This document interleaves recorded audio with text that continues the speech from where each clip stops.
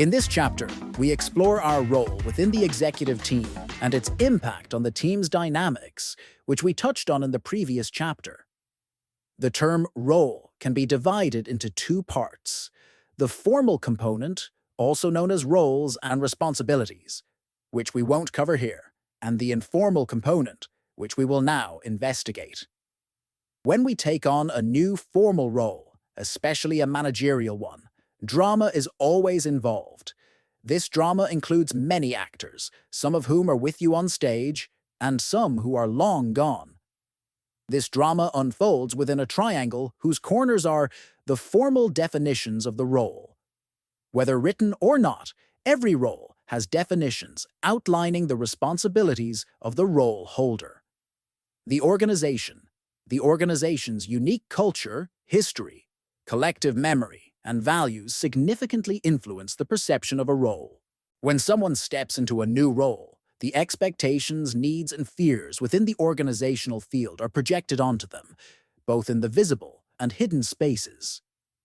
The informal role. The role holder brings their personal baggage accumulated throughout their life into the role.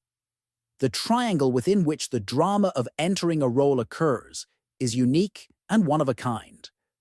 No two organizations are identical, no two people are similar, and no two roles are identical.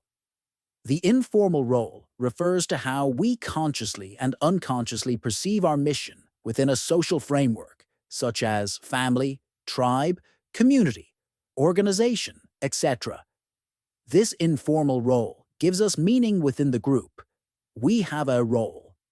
This role starts developing early in our infancy when we interact with our first organization, our nuclear family, and it continues to evolve with the experiences we accumulate throughout our lives. It is important to note that relatively early on, this role becomes fixed and will only change, if at all, marginally. Very quickly, we begin to perceive reality through the lens of this role, creating a feedback loop that reinforces this role perception. Like a turtle carrying its shell, we bring our informal role to every place we go, every social interaction, and every formal role we perform. Using the concept of a winning compensation pattern can help us better understand how our informal role develops. This simple explanation shows how early social interactions become fixed patterns. We are born whole, or we do not know we are not. At a very young age, we start receiving feedback from our environment about our behavior and skills. We are required to adapt our behavior to different social situations. At the same time, we develop a cognitive ability that allows us to compare ourselves to those around us and how we adapt to societal expectations. This comparison reveals the gap between how our environment expects us to behave and reality. As a result, we form a negative belief about ourselves. I am not good at math. I don't know English. To compensate for this negative perception, we develop skills in areas where it is easier for us to stand out and receive positive reinforcement from our environment. Thus, sporadic behaviors solidify into fixed patterns that eventually become both a self-image, that's just how I am, and an image held by others, that's just their type. The compensation pattern is winning in the sense that it is positive. It is a strength we use to gain recognition and appreciation, and to serve the social environment in which we operate. However, it can also be a drawback. Sometimes we use it at the wrong time or inappropriately, and instead of serving us, it harms us or our environment. It is essential to clarify that this model represents just one aspect of us.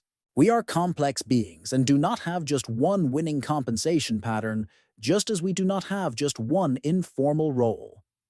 Now that we have a clearer understanding of the existence of an informal role, we will delve deeper into its function and how it manifests when we are in social settings, as well as how it influences and is influenced by group dynamics. The best way to observe this process is through children in a classroom. A classroom is an excellent laboratory because there are no formal roles. Formally, all students hold the same role: student. However, it is impossible to miss how the classroom assigns roles informally, For example, the leader. In every classroom, we see those chosen to lead, even though they were not formally elected. The class did not gather to choose them as leaders. How does this work? These students have a psychological readiness, the professional term is valency, toward leadership and guidance. As a whole, the class has its own need for leadership. Recall Bion's dependency from the previous chapter. Therefore, the class identifies who can take on the leadership role and guides them into it. Similarly, the class identifies those who have developed the ability to make others laugh and turns them into the class clowns. Clowns might sound negative, but it isn't. Humor and laughter have healing qualities that can ease the group's anxieties. Scapegoats, the smart ones, and many other informal roles. As mentioned before, and will be reiterated because it's essential, these brief definitions aim to convey the idea. In reality, we have multiple roles that can manifest differently in different groups. Now, let's look at this process from the group's perspective.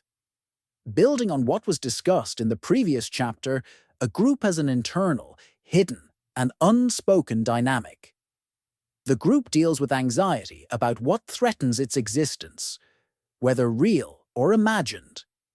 The group has defense mechanisms to avoid confronting the anxieties that overwhelm it. The group needs to use its members according to their informal roles to activate these defense mechanisms. For example, an emotional issue suddenly arises in an executive team where discussing emotions is not the norm.